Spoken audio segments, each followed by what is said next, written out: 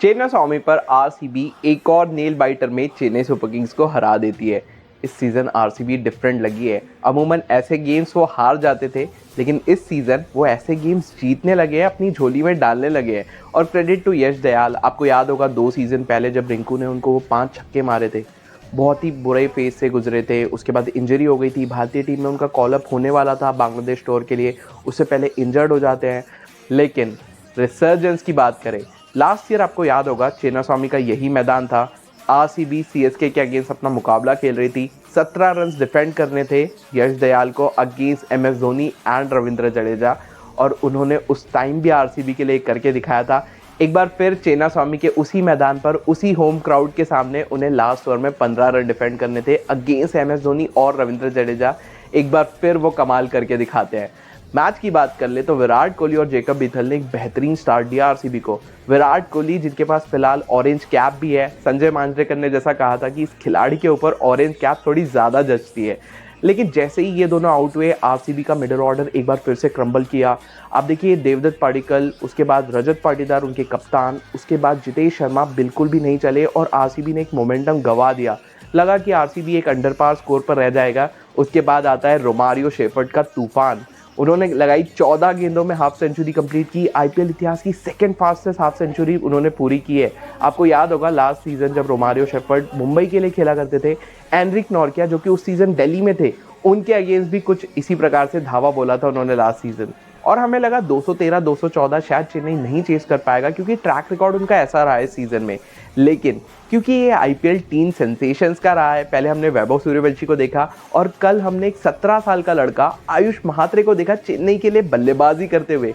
क्या बैटिंग की उन्होंने और चेन्नई को बनाए रखा थ्रू आउट इस मैच में।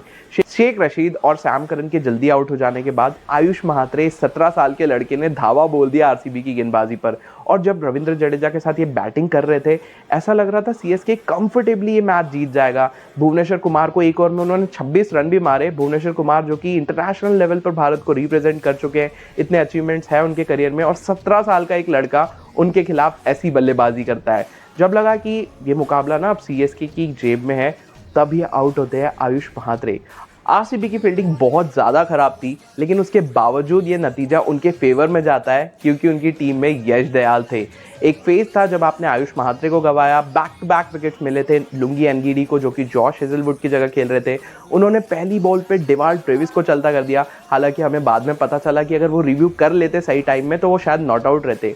बात एक बार फिर आ जाती है धोनी और जडेजा की इस जोड़ी पर। 21 बॉल पर आपको 42 रन चाहिए थे और ये जोड़ी आपको एक ओवर में 15 रन तक ले आती है।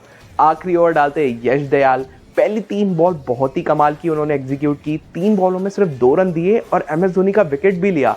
अब इक्वेशन सीएसके के लिए थोड़ी मुश्किल हो गई थी। 3 बॉल में 13 रन चाहिए थे। इम्पैक्ट प्लेयर आते हैं शिवम दुबे और पहली गेंद उनको मिलती है वेस्ट हाइट के ऊपर और वो उस नो बॉल को कन्वर्ट करके छक्का लगा देते हैं। सारा प्रेशर यश दयाल पर। 3 बॉलों पर 6 रन बच जाते हैं। यश दयाल सोचेंगे शायद उनकी करियर की सबसे खराब गेंद उन्होंने डाली थी शिवम दुबे को, जो कि उन्होंने छक्का मार दिया। 3 बॉल में 6 रन चाहिए होते हैं। शिवम दुबे स्ट्राइक पर होते हैं। लगा शायद सीएसके अब भी मुकाबला ले जाए, लेकिन वहीं पे यश दयाल ने अपनी नर्व्स को होल्ड किया। उन्होंने अपने प्लान्स को बेहतरीन तरीके से एग्जीक्यूट किया और 3 की 3 यॉर्कर गिराकर आरसीबी को चेन्नई पर एक बार फिर से सीएसके के अगेंस्ट जीत दिला दी। और अगर आप आरसीबी की बात करें, टेबल टॉपर बन चुके हैं, 16 पॉइंट्स इनकी झोली में है। अनऑफिशियली प्लेऑफ्स के लिए भी क्वालिफाई कर चुके हैं। क्योंकि आपके पास 16 पॉइंट्स हैं तो ये सेफ होगा अज्यूम करना कि इन्होंने प्लेऑफ्स में एक कदम रख दिया है।